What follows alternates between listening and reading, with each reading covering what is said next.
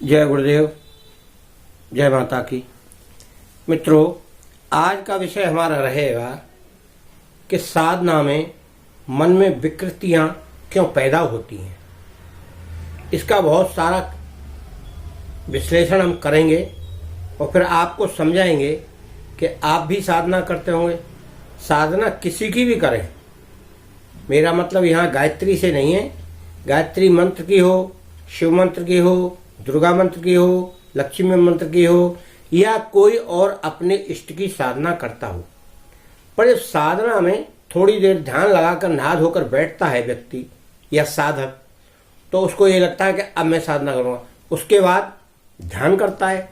ध्यान करने के कुछ देर बाद ही उसका ध्यान भटकने लगता है और भटकते भटकते कहीं पहुंच जाता है। फिर वो खींच कर लाता है, फिर थोड़ी देर लगता है, फिर भटक जाता है। उसका एक कारण, बहुत बड़ा कारण है, वो तो मैं बताऊंगा बाद में, लास्ट में। पहले ये सुन लीजिए कि हम इस ध्यान को रोक क्यों नहीं पाते। उसके दो कारण हैं। एक तो हमने कोई गुरु नहीं बनाया जिससे गुरु का डंडा या प्रभाव, डंडा यानी प्रभाव, हमारे ऊपर रहे। जैसे मास्टर का स्कूल में डंडे का डर घर पर भी आकर होमवर्क व्यक्ति करता है, उसी प्रकार से हमारे गुरु का आदेश या कड़े शब्दों में कहना वो प्रभाव व्यक्ति या साधक के ऊपर डालता है। हम वो नहीं करते हैं। हम क्या करते हैं अधिकांश, किसी ने बता दिया, किसी ने सुना दिया, किसी ने वीडियो डाल दी, बस वह मंत्र पकड़ा और साधना में शुरू हो गए। फिर उसके बाद सालों, 2 साल 3 साल तक लगे रहते हैं, उसका परिणाम कुछ नहीं मिलता है। अधिकांश लोगों की यह शिकायत मुझे मिलती रहती है, महाराज जी 2 साल हो गए, कर नहीं पा रहे, गुरु आज तक नहीं बनाया। भाई आपके गुरु स्वयं चले गए, सिधार गए, तो दूसरा बना लो जो आपको दीक्षा शिक्षा दे सके, परंतु आप वैसा नहीं कर रहे। क्यों? अरे अब गुरु बनाएंगे तो पता नहीं कैसा होगा, क्या होगा, मतलब शंकाएं बहुत होगी। गुरु आप थोड़ा देख के बनाइए, जो कुछ करता हो, उसे थोड़ा ज्ञान हो, उसको लोग मानते हो, वही गुरु हो सकता है।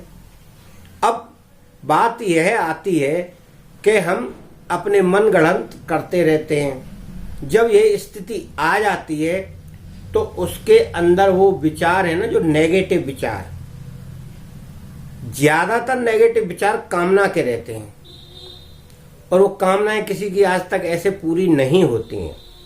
तब व्यक्ति को क्या करना चाहिए? एक सद्गुरु बनाए, साधारण व्यक्ति को बनाए, जो ज्ञान दे रहा हो उसको बनाए, और उसके अनुसार, उसके परामर्श के अनुसार वह साधना करे। मैंने अपने जीवन में 4 गुरु बनाए और चारों मेरे सिधार गए। अब यदि मुझे तांत्रिक विद्या सीखना है, यानी तांत्रिक विद्या मैंने नहीं सीखी, तो मुझे एक अलग गुरु की आवश्यकता पड़ेगी और मैं बनाऊंगा।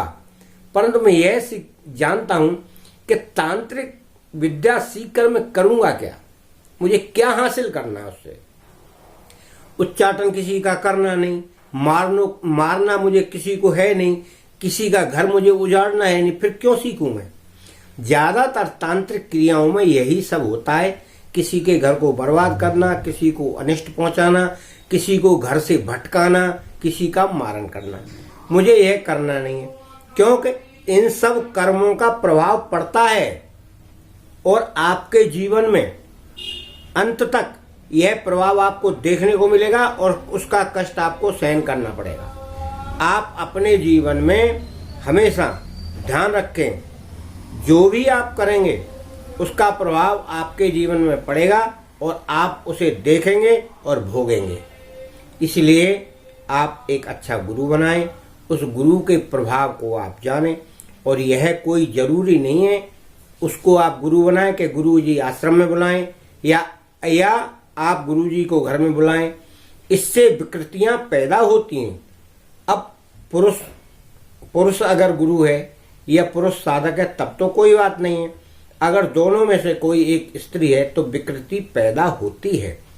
विकृति पहले कानों से शुरू होती है, फिर आंखों से शुरू होती है और फिर उसके बाद शरीर से विकृतियां शुरू हो जाती हैं। साधक को हमेशा अलर्ट रहना चाहिए, यानी अपने कार्य के लिए सावधान रहना चाहिए। वह कहीं भी भटक सकता है और कुछ भी क्रिया में भटक कर गलत कार्य कर सकता है। इसलिए गलत कार्य करने से ना उसे साधना मिलेगी, न सिद्धि मिलेगी, ना जहां तक वह पहुंचना चाहता है वह प्राप्त हो पाएगा। इसीलिए आप अपने इष्ट को पहचान कर सरल साधना करें, अपने गुरु को भी पहचानें और अपने गुरु के मार्गदर्शन में कार्य करें। अब आप ये मत सोचिए कि आपका गुरु वही सच्चा है जो आपको बार बार मार्गदर्शन दे या आप उनसे संपर्क करें तो मिल जाए। वो गुरु नहीं है, एक बार बना लिया तो जीवन भर चलेगा। मैंने जब 4 गुरु बनाए, पहला श्री राम शर्मा जी, उसके बाद एक गुरु हमारे ऐसे मिले जो बेचारे राधे राधे राधे राधे जय श्री कृष्णा, उसके अलावा उन पर कोई दूसरा काम नहीं। उसके बाद ऐसे चले गए। वो 4-5 दिन रहे, हमने गुरु बनाया, बड़े प्रसन्न रहते थे, हमारे गांव में ही आए थे। उसके बाद चले गए। और तीसरे गुरु हमारे थे इधर आगरा के, वो भी चले गए। और चौथे गुरु हमारे रामघाट के हैं। अभी आज लास्ट गुरु हमारे रामघाट के हैं श्री ननुआ महाराज जी। मैं उन्हीं के सानिध्य में रहकर बहुत सारे कार्य करता हूँ और सफलता प्राप्त करता हूँ और मुझे उनका आशीर्वाद प्राप्त है। आप भी अपने गुरु का आशीर्वाद प्राप्त करेंगे तो उनका चमत्कार देखेंगे। अब यह कोई बात नहीं है कि आपने गुरु बना लिया और गुरु ही गलत मार्ग पर है तो आपको नहीं पहुंचा सकता वहां, क्योंकि उसके दिशा निर्देशों को आप पहचानिए। अब कोई गुरु आपको गलत रास्ते पर ले जा रहा है या गलत साधना बता रहा है तो उससे आपको क्या मिलेगा? आपको कुछ नहीं मिलेगा। इसीलिए आप उन साधनाओं को करिए जो सात्विक हो। तांत्रिक साधना करने से आपके जीवन का भला नहीं होगा। मित्रों, साधनाएं बहुत सरल हैं, गुरु मार्गदर्शन भी बहुत सरल है, केवल आपको पहचान कर करना है। YouTube पर वीडियो बहुत पड़ी हैं, बहुत सारे गुरु भी हैं और आपको हो सकता है मार्गदर्शन भी दे रहे हों। ऐसा नहीं है कि मैं आपको मार्गदर्शन दे रहा हूं या मैं ही आपको दीक्षा दे रहा हूं, बहुत सारे हैं। आपको पहचानना है कि कौन हमें सही मार्ग पर ले जाएगा। इसी बात के लिए मैं आप सब लोगों को ध्यान केंद्रित करने के लिए यह वीडियो बनाई है। आप उसको ध्यान को रखते हुए ही अपना गुरु बनाकर साधना करें और अपने जीवन को उन्नत बनाने के लिए हमेशा प्रयासरत रहें। मेरी आपके परिवार को, आपको शुभ मंगल कामनाएं हैं। आप सदा खुश रहें।